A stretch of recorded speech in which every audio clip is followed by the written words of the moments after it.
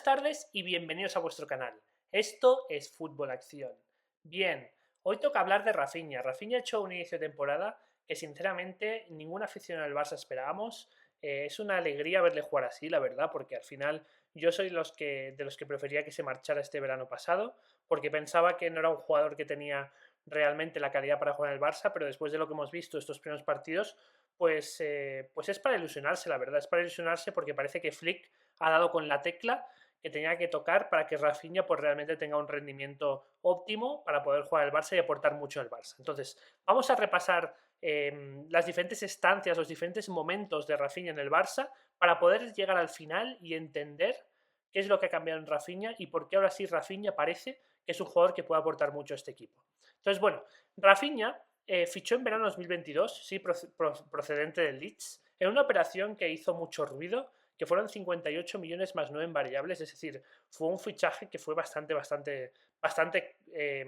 dinero, iba a decir bastante caro, pero claro, eso de caro o barato depende de lo que aporte esa inversión, ¿no? Pongo un ejemplo, si por ejemplo Rafinha esta temporada permite que el Barça gane el triplete, pues sería un fichaje barato porque habrías invertido hace 2 años, pongamos 65 millones, sí, por poner una cifra redonda, y después él te ha aportado pues un rendimiento deportivo que ha generado mucho más dinero que esos 65 millones, ¿no? Entonces, bueno, de momento vamos a decir que fue una cifra bastante elevada para el fichaje de un jugador. Por final, 65 millones, 58 más 9 es una cifra bastante elevada y llegó al Barça por esa cantidad. En ese momento hubieron varias voces que dijeron, bueno, estamos ante el nuevo Ronaldinho, es un jugador totalmente diferencial, es un jugador que realmente pues, va a vender tickets. Esto se ha dicho mucho en el Barça últimamente, ¿no? Este jugador, porque ya sabéis que Laporta con sus comentarios y con su labia y un poco con su relato, no por decirlo de alguna manera, siempre pues le gusta a veces exagerar las cosas, para que nos vamos a engañar. Dice, es un jugador que va a hacer que la gente venga al estadio. Y en ese momento se ha dicho con Joao Félix y en ese momento también se dijo con Rafinha. ¿Sí? Todos los aficionados del Barça en ese momento pues lo que hicimos fue ir a YouTube y ver los highlights de Rafinha para ver qué jugador estamos fichando, porque realmente pues muchos de nosotros no seguíamos al Leeds, ¿no? Porque es un equipo que peleaba por no descender en la Premier League inglesa. ¿Sí? Por cierto, si el Leeds hubiera descendido, que se salvó la última jornada, Rafinha tenía una cláusula para salir por 25 millones. Es decir, ese gol que marca Rafinha, que hace que el Leeds no descienda, le cuesta al Barça pues, de 25 a 58 más 9 millones. Y nada, pues si quería tanto al Barça, pues igual debería haberse dejado descender con el Leeds. Evidentemente esto es una broma porque él es profesional y él tiene que hacer lo mejor para su club y hubiera sido muy poco profesional dejar bajar a segunda, además de que su caché hubiera disminuido porque sería parte de un equipo, el líder de un equipo que ha bajado a segunda. ¿Sí? Entonces, bueno, la primera temporada fue una temporada complicada, ¿de acuerdo? Para Rafinha. He estado escuchando las declaraciones que hizo el otro día Racuno, ¿vale? Bueno, a Racuno no, a RAC1, que es unas principales radios en Cataluña, que le han hecho una entrevista bastante extensa, y él ha comentado que su adaptación fue complicada. Fue complicada porque él se esperaba pues llegar del Leeds y realmente pues ser diferencial como era en el Leeds, pero se dio cuenta que en el Barça había jugadores de mucho nivel y que no era diferencial. De hecho, Dembélé está por delante suyo y eso le quitaba muchos minutos. Todo esto y al final la adaptación pues, a la ciudad, que quieras o no, pues seguramente hay muchas cosas de Brasil que se parecen a Barcelona. Por ejemplo, podríamos llegar a decir que el clima se puede llegar a parecer, pero es una ciudad diferente, es un país diferente y te tienes que adaptar con un idioma diferente. No solo tú, también tu familia, ¿sí? Y él ha comentado que necesitó ayuda psicológica y que muchas veces volvía a casa y tenía ganas pues de llorar y tenía ganas de volver a Brasil. Sí, eso lo ha comentado hace nada, hace 2 o 3 días. Entonces esa primera temporada fue bastante complicada para Rafinha, porque al final tenía un jugador como Dembélé delante, bueno, todo esto como os he comentado de adaptación, sí, porque al final los que hemos vivido en otros países, seguramente muchos de vosotros os ha pasado, los primeros meses son muy complicados, porque es como que tu mente no está acostumbrada, tu mente tiene una estructura, ¿sí?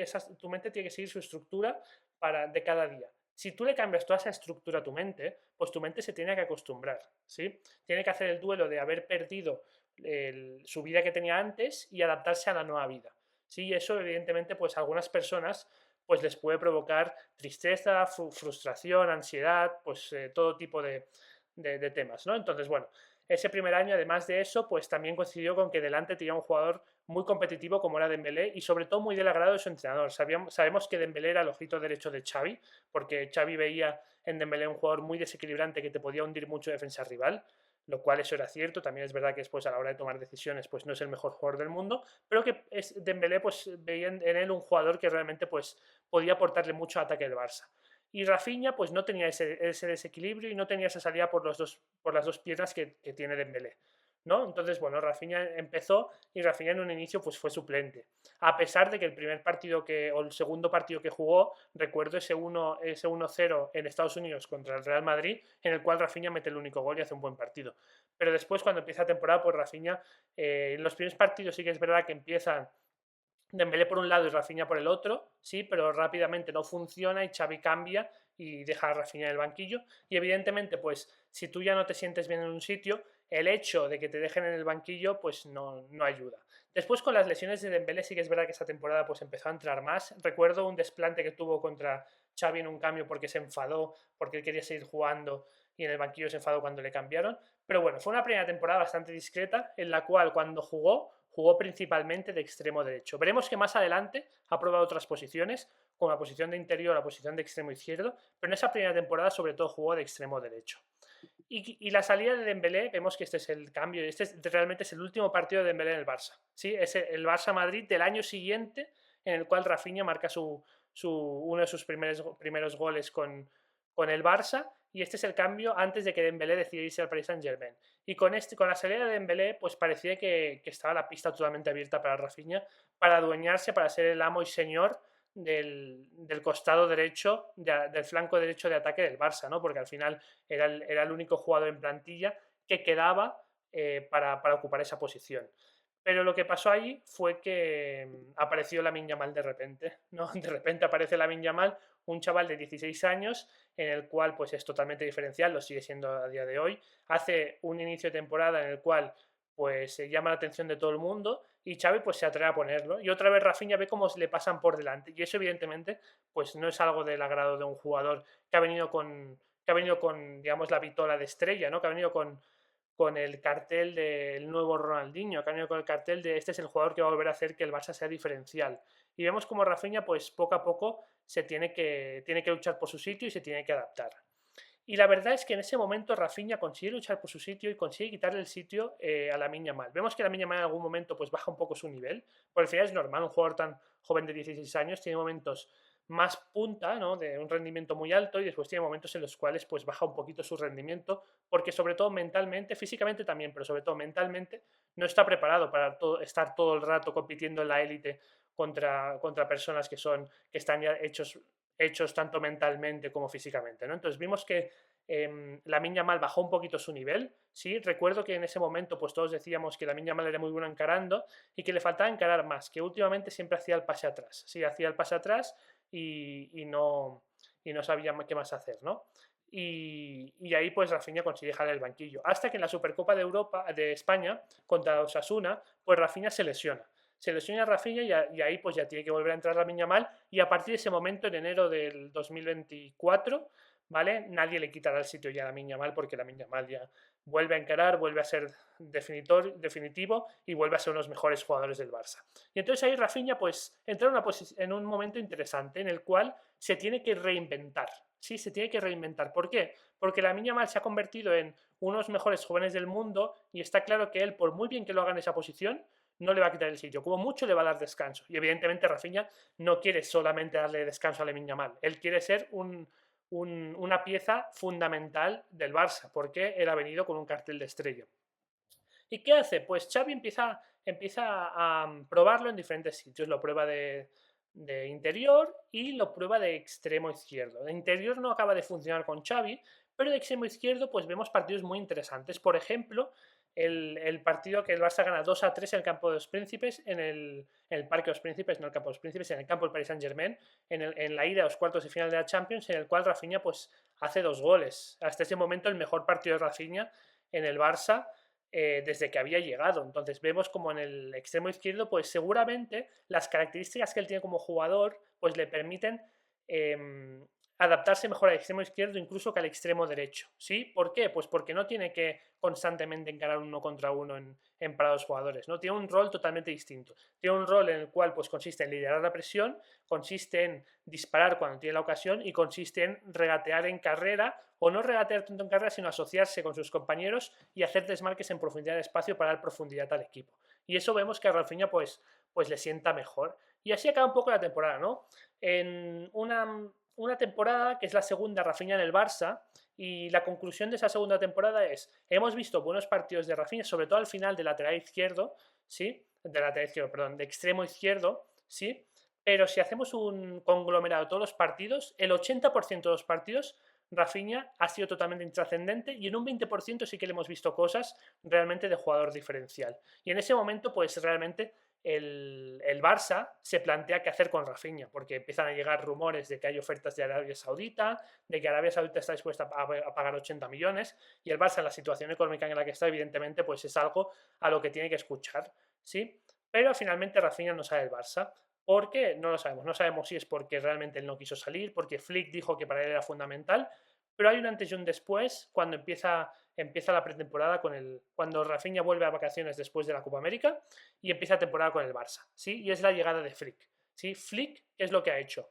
Flick lo que ha hecho ha sido ver cuáles son las características que tiene Rafinha, ¿sí? Rafinha tiene cosas muy buenas, ¿de acuerdo? Por ejemplo, es lo que siempre comento, ¿vale? Rafinha se asocia muy bien con sus compañeros, ¿sí? Rafinha se desmarca muy bien, Rafinha tiene muy buen disparo, Rafinha tiene muy buen centro, Rafinha presiona muy bien, ¿sí? Estas son sus principales características, estas 5.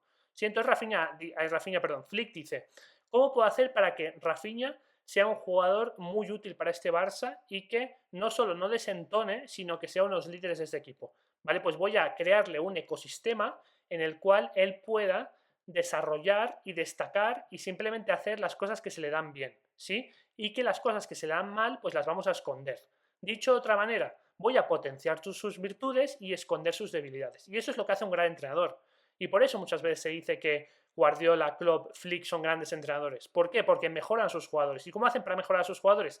Creando un ecosistema en el cual se van a ver sus principales virtudes y sus principales cosas a mejorar, ¿de acuerdo? Se van a ir mejorando, pero se van a esconder. Le van a poner una posición en la cual no tiene que desarrollar esas cosas que no es de los mejores del mundo. Simplemente tiene que desarrollar las cosas en las cuales es de los mejores del mundo. Y a partir de ahí, pues Rafinha, evidentemente, hemos visto un inicio de temporada muy, muy, muy bueno. Y la gran diferencia ha sido que Xavi simplemente lo veía como un jugador en el cual se le pone una posición y en esa posición, pues como que te ocupa ese sitio, ¿no? Te ocupa el sitio de extremo derecho y entonces lo que tiene que hacer pues es combinar bien con sus compañeros, presionar cuando le toca presionar y regatear, porque al final un extremo derecho muchas veces, sobre todo en cómo está planteado el Barça hoy en día, ¿de acuerdo? Pues tiene que regatear mucho en parado y eso, por ejemplo, de Lamine Yamal es una de sus principales virtudes, ¿sí? Pero no es una de las principales virtudes de Rafinha. Entonces lo que veíamos es que al final Xavi simplemente ponía como los jugadores en las posiciones, como si estuviera jugando en el FIFA, ¿no? Este de extremo derecho, este de extremo izquierdo, ¿sí? Pero no se preocupaba en crear ecosistemas, crear coreografías, crear automatismos para que este jugador tenga un desempeño totalmente pues decisivo, ¿no? Y lo mismo que digo con Rafinha, por ejemplo, se ha visto con Lewandowski, o lo mismo se ha visto, por ejemplo, con Ferran, con Ansu Fati, se ha visto con bastantes jugadores del centro del campo, con Gundogan, con Pedri, ¿sí? Pero bueno, como el vídeo es de Rafinha, pues nos centramos en Rafinha. Y entonces ha llegado un entrenador como Flick y lo que ha dicho, no, es que no, tú no puedes ser un jugador más. ¿Por qué? Porque tienes cosas muy, muy buenas, ¿sí? Y tienes defectos que hay que mejorar mucho, ¿sí? Entonces, lo que vamos a hacer es tus características las vamos a desarrollar 100%.